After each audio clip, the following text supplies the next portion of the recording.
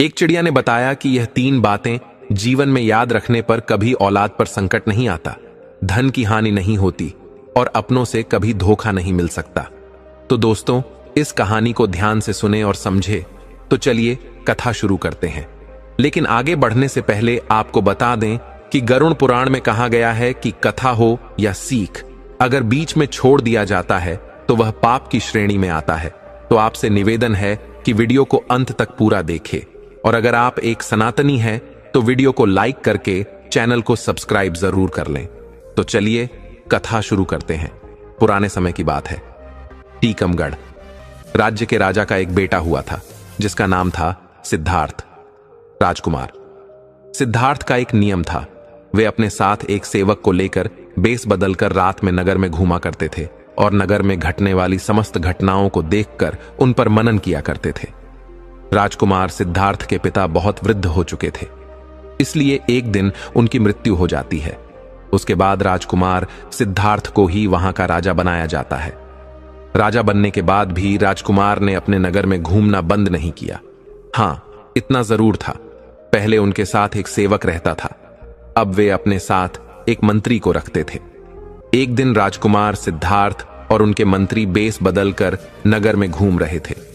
जब वे एक गली से होकर गुजर रहे थे तो उन्हें घर के अंदर से कुछ स्त्रियों के बोलने बतला की आवाज आती है। राजा और मंत्री दरवाजे से सटकर खड़े हो जाते हैं और अंदर झांक कर देखते हैं तो उन्होंने देखा कि 3 सुंदर सुंदर युवतियां आपस में बात कर रही थीं। बातों से लग रहा था वे तीनों आपस में बहने बहने हैं।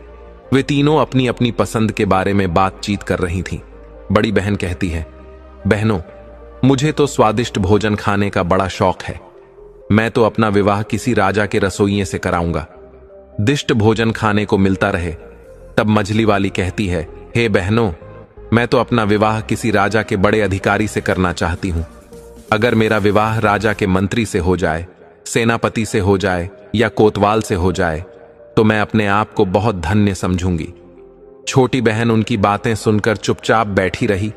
तब उन दोनों बहनों ने अपनी छोटी बहन से पूछा कि बहन, तुम चुपचाप कैसी बैठी हो, तुम भी अपनी पसंद बताओ। तो छोटी बहन कहने लगी, बहना, आओ, मेरा काम नौकर चाकर से नहीं चलेगा। मैं तो अपना विवाह राजा से करूंगी ताकि तुम दोनों के पतियों पर मैं हुक्म चला सकूं। और मैं इतना चाहती हूं कि राजा से मेरे एक ऐसा बेटा पैदा हो जो हंसे तो फूल झड़े, रोए तो आंखों से मोती टपके, जिसके एक ओर के केस सोने के हो तो दूसरी ओर के चांदी के, बस ऐसा मेरा सपना है। छोटी बहन की बात सुनकर वे दोनों बहनें ठठ मारकर हंसने लगीं